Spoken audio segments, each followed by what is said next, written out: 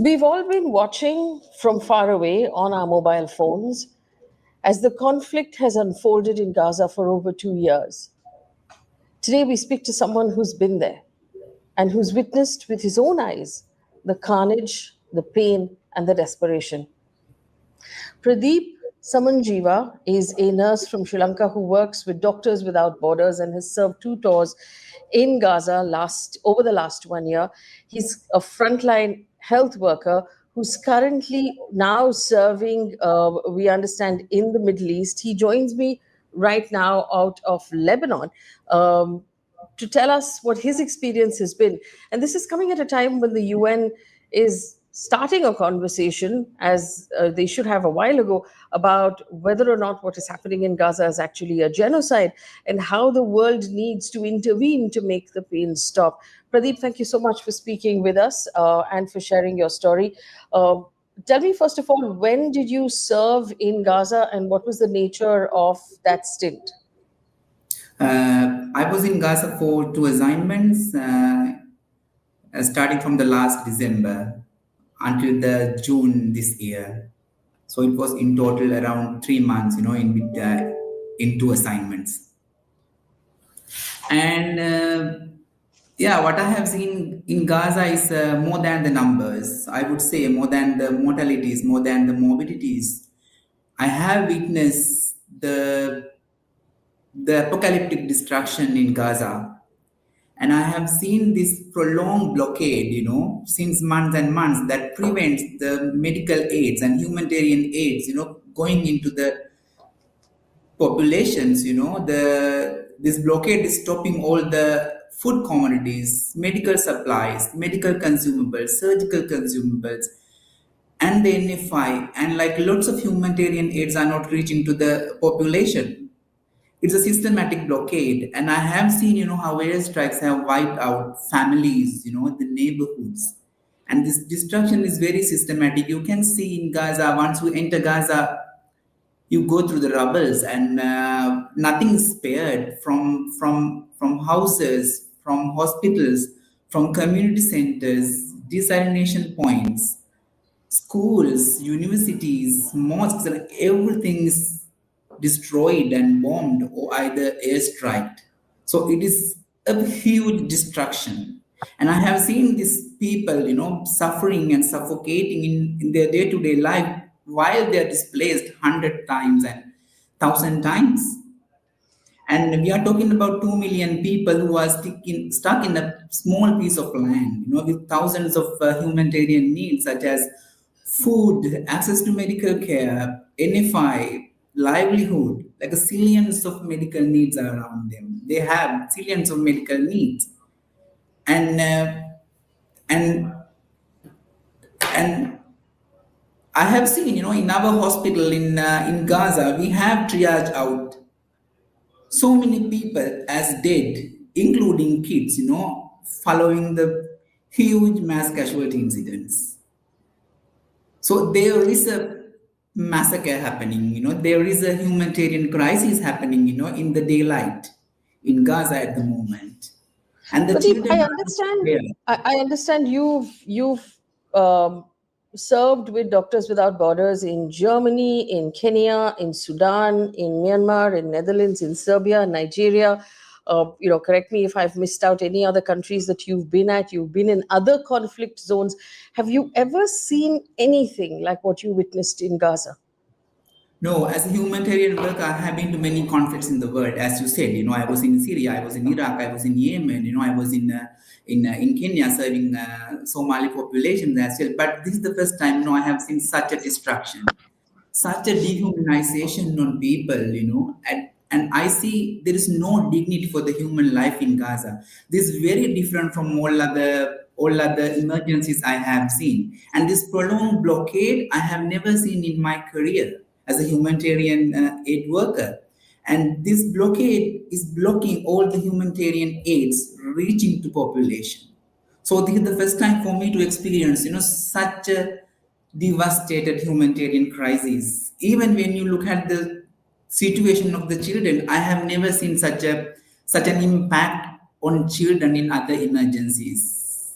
And Tell me, Pradeep, when you, as a humanitarian worker with an organization like MSF, how do you enter Gaza?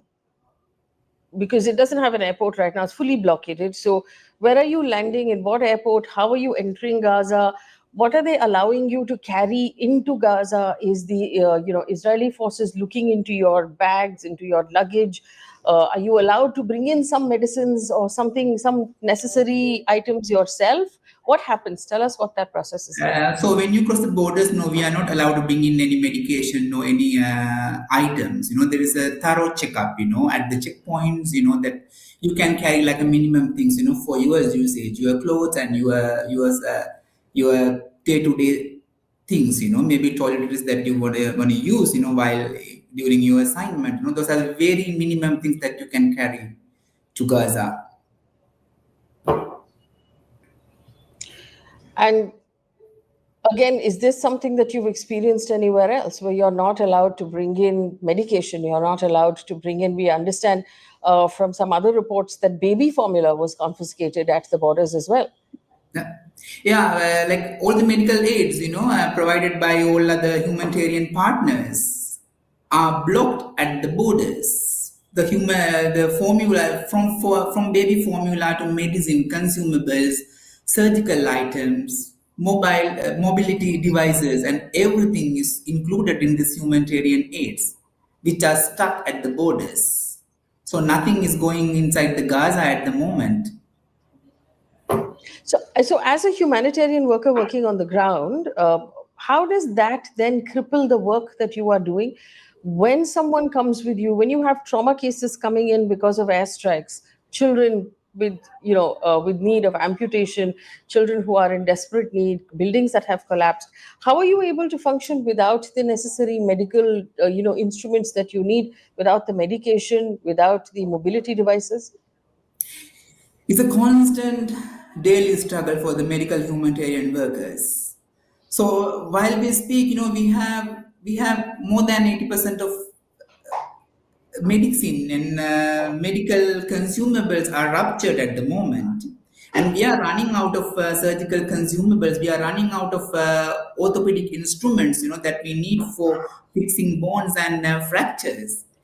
And it's very difficult for the medical humanitarian workers to find the resource inside the Gaza. We cannot provide the optimum care without all these supplies that are blocked, at the borders. So it's a constant struggle. Sometimes, you have a child who got amputated, who might need the crutches, but we cannot provide the crutches for this kid. And even when the child is discharged from the hospital, there is no way that child is going to find crutches in the community. And especially when it comes to surgical instruments and surgical consumables, all hospitals are experiencing the same struggle. Did you ever feel like your life was in danger, Pradeep? Yes, we do take calculated risks before we go to any emergencies, and we have our organizational contingencies and mitigations. But I don't think our mitigations and contingencies will protect us when compared to the massive exposure we have in Gaza in terms of safety and security. So, yes, I felt my life was endangered at some points because there is no safety in Gaza, and the safety in Gaza is an illusion. I don't think there's a safety for anyone's life in Gaza just because you are an international aid worker, even. And we have seen some testimonies, some stories where international aid workers were targeted and injured previously, and one of the UN member was killed in the daylight in Gaza. So there's my understanding is a total of 412 international humanitarian workers have died in Gaza in the last 2 years. yes, yes, not only international aid workers, but local health workers. Over 700 health workers were killed in Gaza. They are deliberate attacks, health staff and health facilities in Gaza.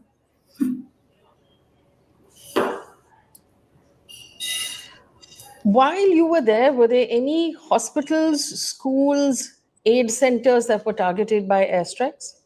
Yes, I have witnessed this. When I was there, we have very few major hospitals left in Gaza at the moment. Two in the south, one in the middle, two in the middle, and very few in the north. So all these major hospitals were targeted during this time. Either they are now partially functioning or they are struggling to function, at their best capacity. So that is the struggle, the major secondary healthcare systems are going through at this moment. And in my experience, I have been to north of Gaza where we had this huge, the largest healthcare setup, because Shifa Hospital, and you stand in front of this Shifa Hospital and it is apocalyptic. You can still see the burned furnitures, the saline stands, and everything. The hospital is abandoned and the hospital is collapsed. And it's one of the biggest hospital they had in Gaza, in the north of Gaza. And as a medical person, it's very hard and painful to see, such a destruction on a hospital. And this is a day-to-day thing. Either they are attacked or they are always under evacuation. I have some experiences even in our hospital. Our field hospital was under evacuation for hours and hours, for 48 hours, for 24 hours. So it means, there will be no in and out of the hospital. So we will not be refer out the patients, we will not refer in the patients. So either they are attacked or either they are under evacuation, and those evacuation orders are very constant, very frequent in Gaza. And you have to get ready for this evacuation orders within 20 to 30 minutes. So you have to plan your HR, you have to plan your staff, you have to plan your movement within this time to be ready, to be functional at the same time, to be under evacuation. So it's a constant struggle on healthcare systems in Gaza. And we have been seeing this. We have been seeing this for 2 years now. Pradeep, what is the most common injury or condition that you had to treat while you were in your field hospital in Gaza? There are injuries. There are injuries related to violence. That's how we define those injuries. So we see the gunshots, we see the injuries from airstrikes and bombings, and we see the injuries from burns, followed by the airstrikes. And at a given time, we will have more than 20 kids in our ward who got burns, who got fractures, who lost their arms, who lost their legs, who lost their flesh and muscles and bones, right? And we had so many children, who got above knee amputations and below knee amputations, and we got a lot of people who lost their eyesight, right? So those are the injuries we see. And apart from these physical injuries, you see a massive population having this psychological trauma. So you can see the trauma responses, in your patients, whoever comes in your service. So I have been holding hands of small children, who had trauma responses. Either they have nightmares, either they scream the whole day in the ward, or they are hypervigilant, or they play out death. If you give them some crayons, they will draw some death, some funerals, some bombs, some war. So they start play out the death. That is the trauma response we are talking about in children. And when it comes to children, physically, they are more vulnerable. Their tender and soft bodies would not tolerate the shock and the force and the heat of these bombs and airstrikes. That's why they are more vulnerable when it comes to bombing and airstrikes.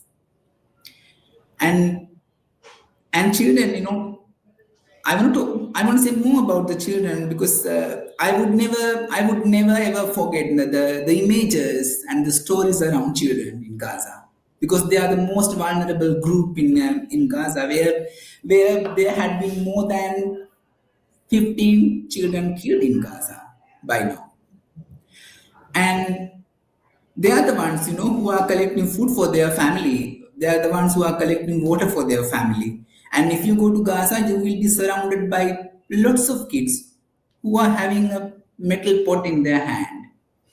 So they are collecting food everywhere, right? They are the ones who are lined up at the water trucks to collect water, and they are the ones who are lined up at the food distribution sites to collect food for the family. That's why we are getting so many kids who got shot at food distribution sites. They were death traps.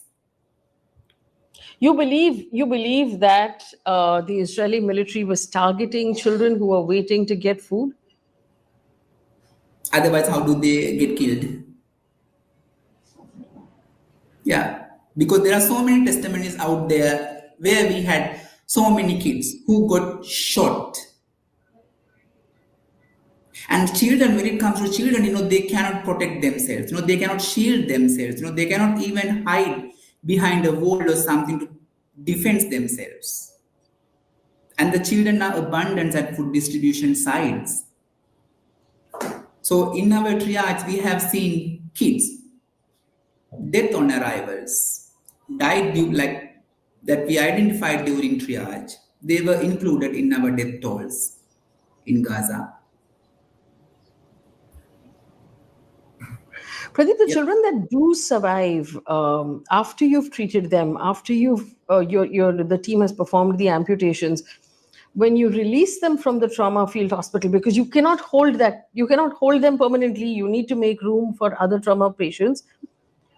Do these children have enough of a support system? They are now amputees. They are living in a conflict zone. Is there any support system for these children at all? No, at the moment there is no social support system out there once they are discharged from the hospital, right? And even the unofficial social support systems from the relatives, from the families are distorted because everyone is on the survival mode. If a child who got an amputation and we still need to discharge this child and the rest of his life, and we always question ourselves, what's going to happen to this child? Because there is no support system out there that this child could be taken care of. So yeah, there's a huge void, huge huge blank, in front of us. What's going to happen to all these children? And Gaza sadly has the biggest amputee cohort in the world. What's going to happen to all these children amputee cohort?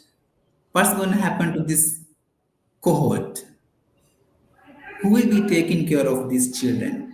Who needs special support in terms of mobility, in terms of rehabilitation and all? That is a sad situation that children are facing in Gaza.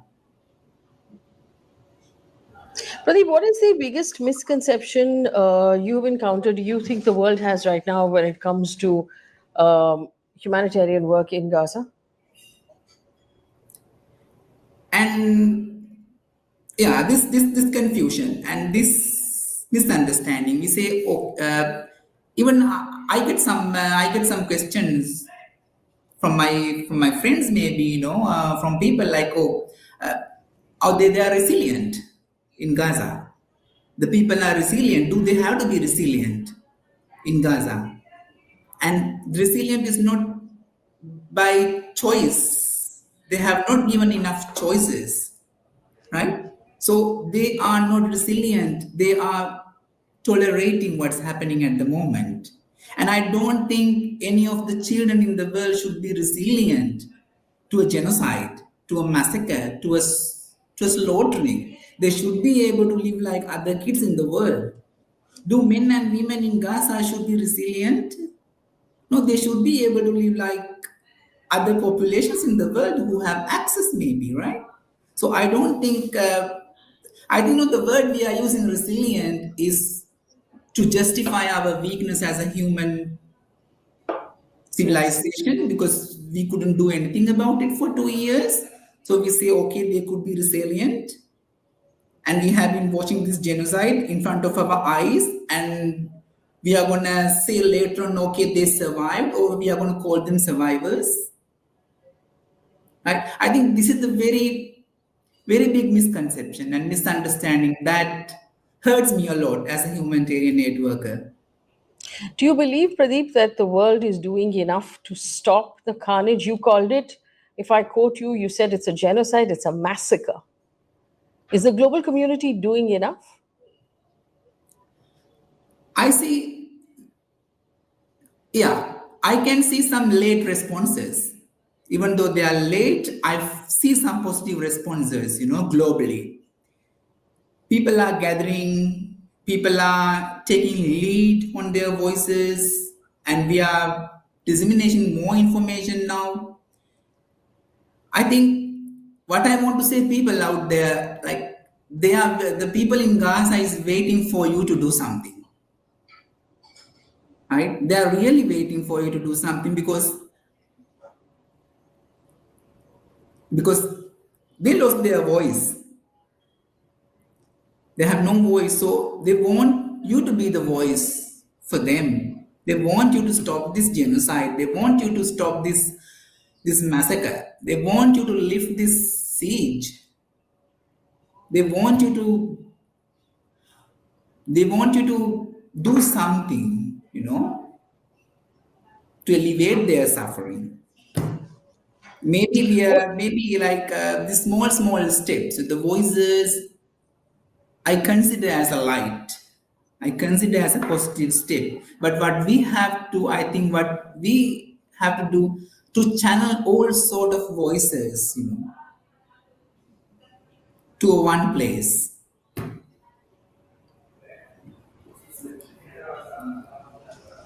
Do you believe that that is what the world should be doing at this point, raising their voices? I think so. As human, representing the human civilization, we all have a responsibility at this point. So in your own capacity, find what you can do in your capacity. Maybe it's the political responsibility you have to take on you,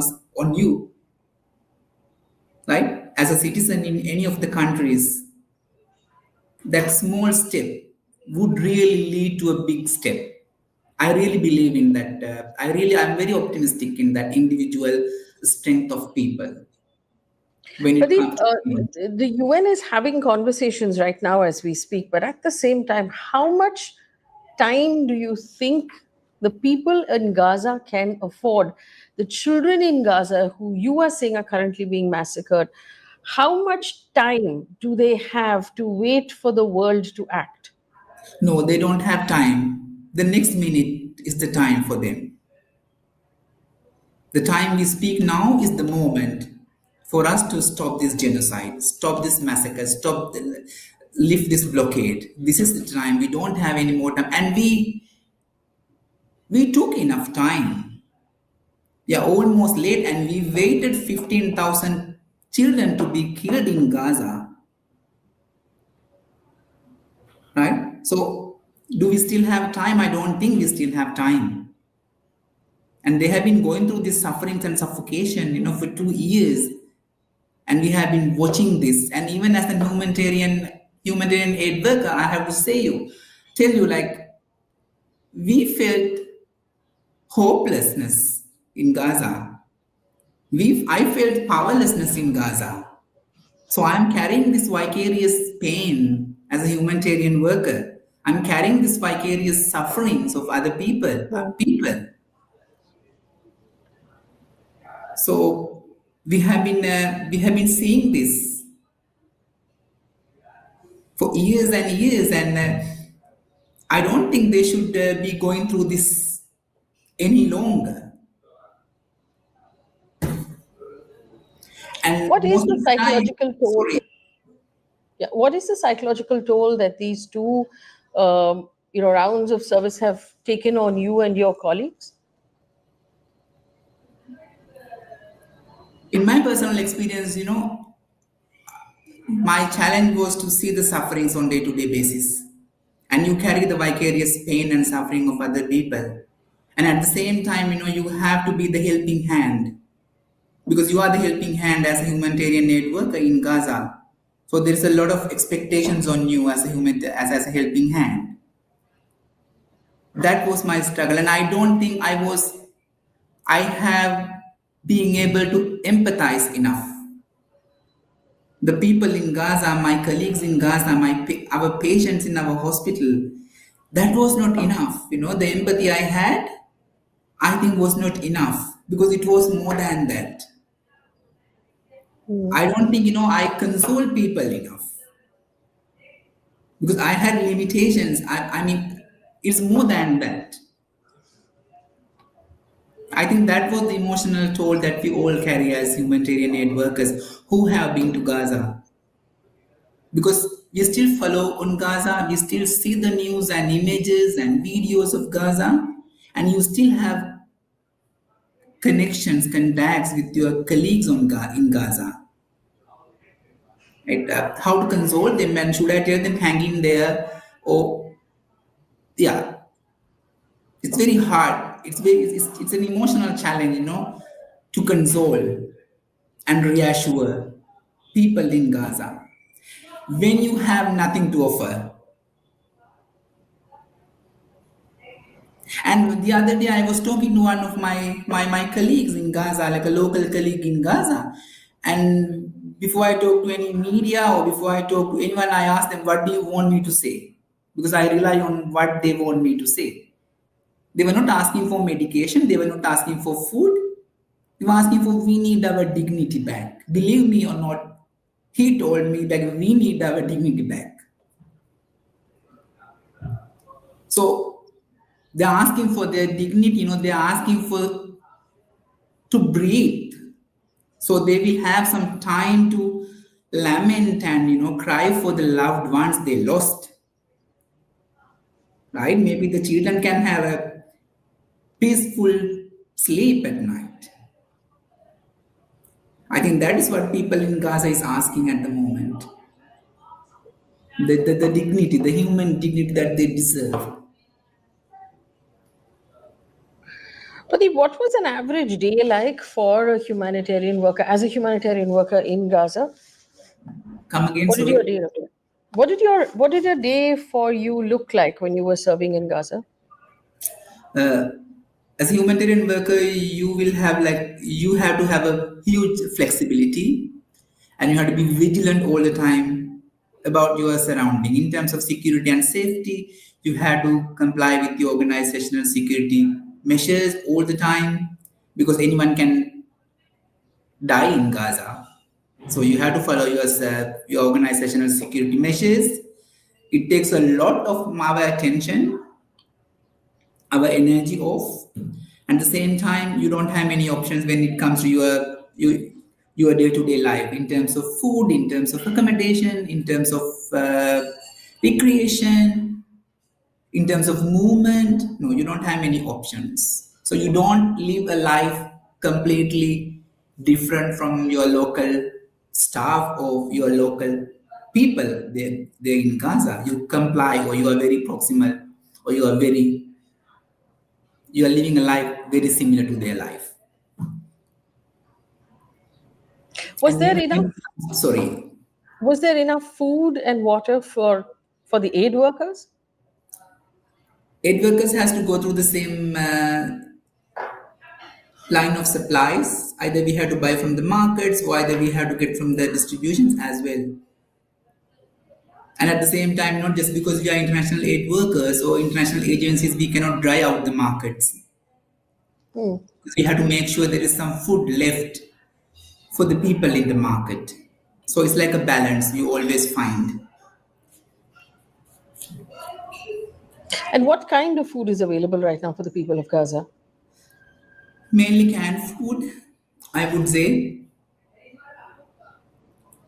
Any canned food or any sunflower, if there is any left in Gaza at the moment, and those are the mostly available. And when it comes to preparing food in Gaza, I have to say this: how people are preparing their food in Gaza, they have to look for any burnable they can find to cook their food. It could be a plastic, and you will see lots of kids are collecting plastic papers, broken furnitures to cook their food. That's the reality in Gaza. There is no gasoline or there is no fuel in Gaza.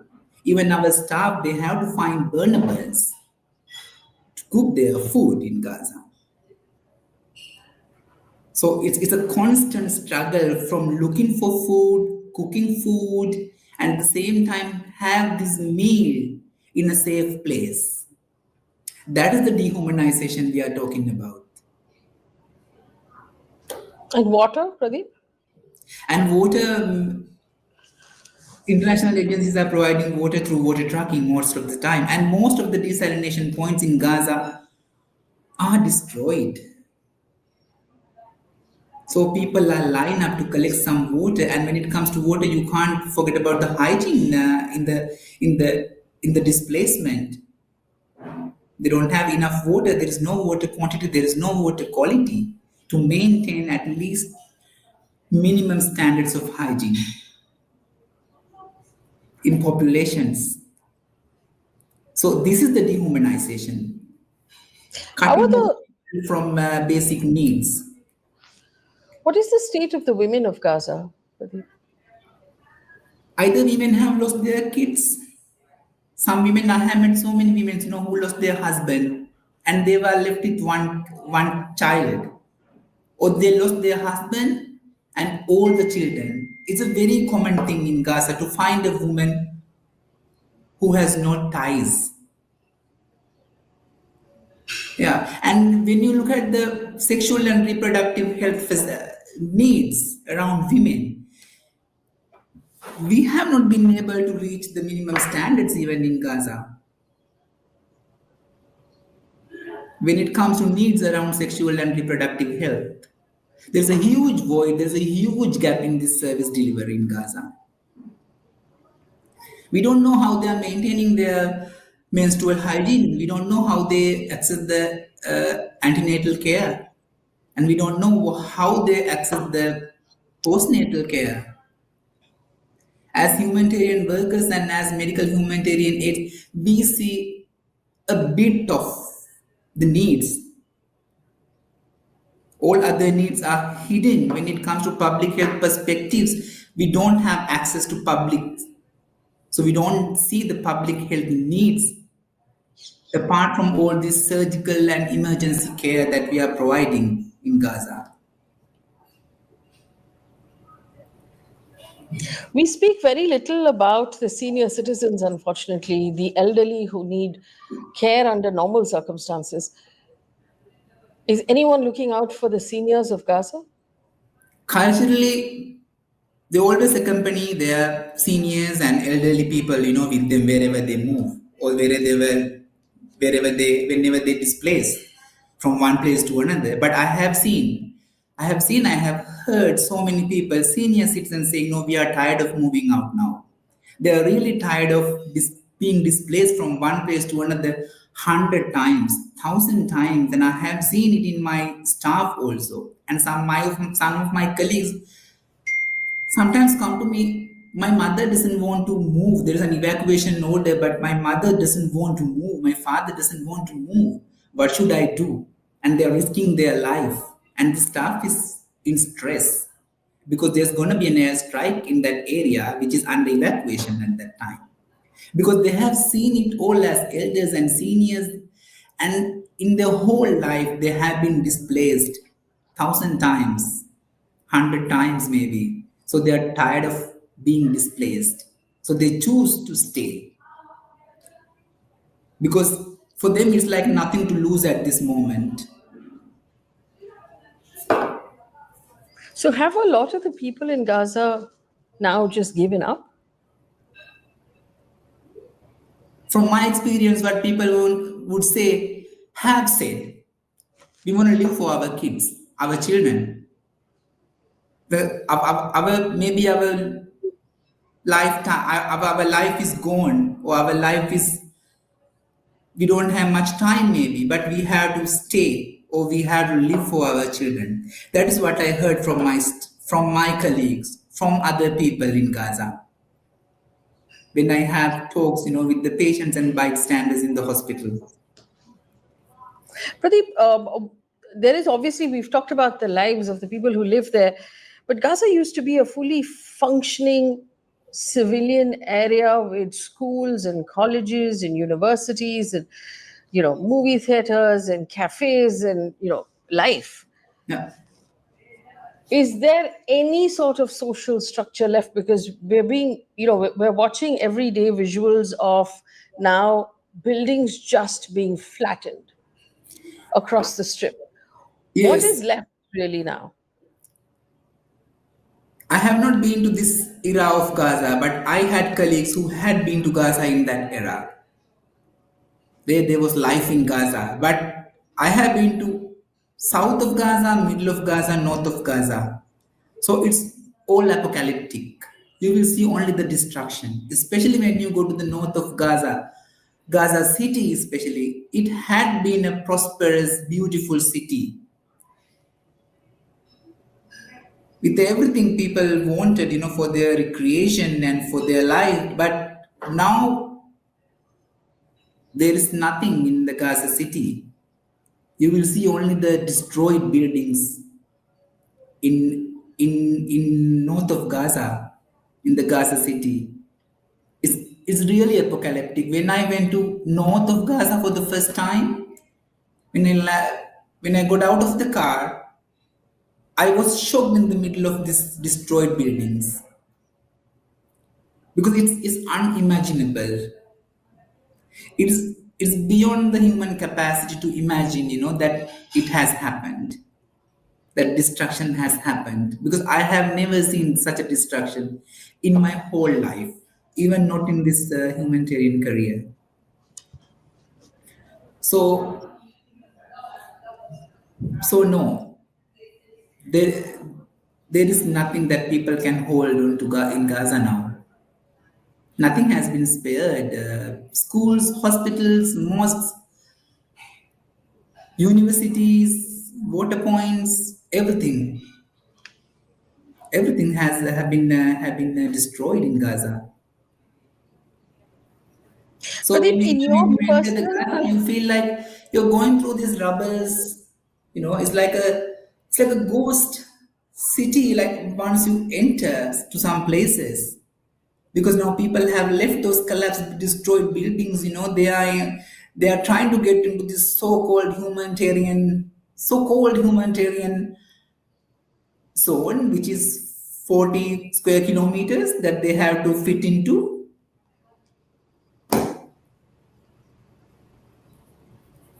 Pradeep, in your personal experience while you were at the field hospital, did you ever encounter a child who had been shot at with a sniper, which did not seem like an accident? Yes, yes, we had seen some children who got shot on their abdomen, and we had to refer out this patient for the further care. This children for further care, and even the airstrikes. I don't think they are accidents. They are deliberate airstrikes on people, on children. So yeah, we had so many. There are so many stories around children when it comes to Gaza. In my head, in my memories, I would never ever forget as a humanitarian worker. Like I have seen a kid, who got more than 50% of body surface area burned, who died in our care, and he fell into a big pot of soup while he was waiting for food. And he was in the middle of the crowd, and he fell in the soup at a community kitchen. Yeah, we will not believe. Yes, people with the world will not believe it's happening. And it is not just a mortality of a child who got burned. It's the way it happened, right? So that child shouldn't be at first place, in that line for the food. The way it happened matters a lot. And we had a one child in our ICU who lost all his family, left with the aunt, 4-year-old boy who lost one of his leg, a bony amputation. 4-year-old boy who lost his parents in that airstrike. And I would never be able to forget that face of that child.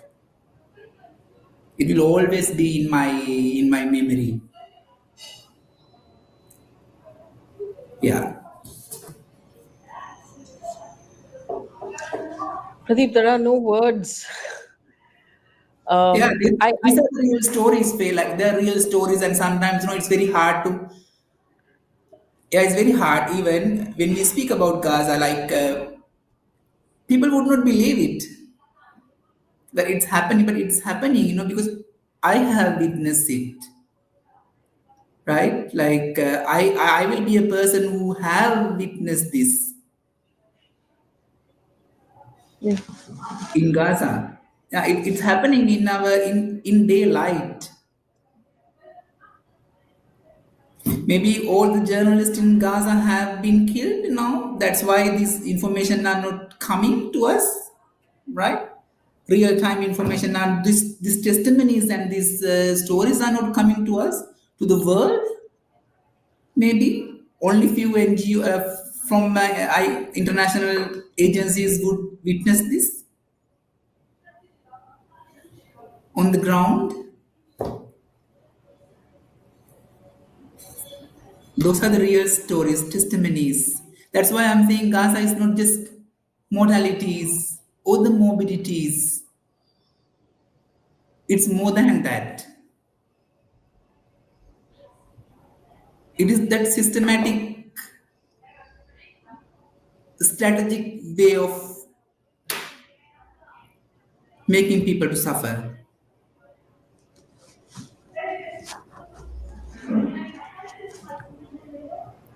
Yeah, that's what's happening in Gaza. What you're saying to me effectively is that you believe that this is a mass physical, emotional, and mental torture of an entire population. Yes, it is. I don't think it will take hundreds of thousands years to bring the relief they need in Gaza. Physical relief, mental relief. Yeah, there'll be immense needs around mental health in Gaza. It pained me a lot when I always see the mental health needs in Gaza. So I always thought about it like how we are going to heal these children, how we are going to heal the whole entire population in Gaza. How many years could it take to give them the mental support they need? We are talking about a huge population who went through this genocide and who went through this mental trauma, the psychological trauma. They lost their loved ones, they lost their properties, they lost their houses, they lost their dignity as humans. Yeah. And they, on top of that, they are hopeless and they are powerless and they are voiceless. And top of that, they feel like no one cares. And I really mean it when I say this. Like, I heard it from my colleagues in Gaza that they believe no one cares. And that is their main worry, that we all are watching. That the world is watching and not doing anything, that Yeah, nobody they're really cares watching, to not stop doing it. anything, and they feel like no one cares.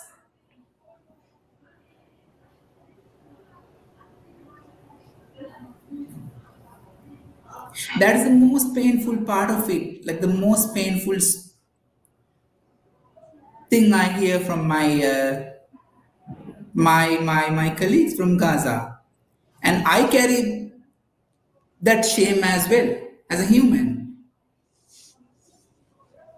I carry that shame as a human because it is a shame on the human civilization at this moment, and as a human, a part of human civilization, I also carry that shame.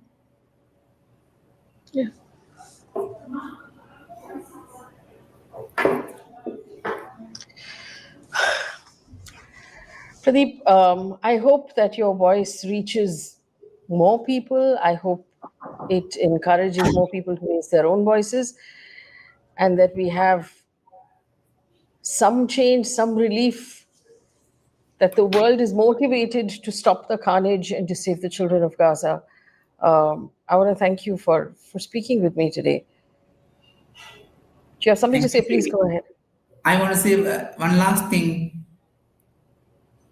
Doctors would not be able to stop this genocide. The world leaders can stop this genocide. So let's rephrase this question to the world leaders out there. Tell us the way you are going to stop this genocide. Yeah. Because as doctors, as medical personnel, we will not be able to stop this. It is them Thank you, who should Pradeep. tell us how they are going to stop this. Yeah.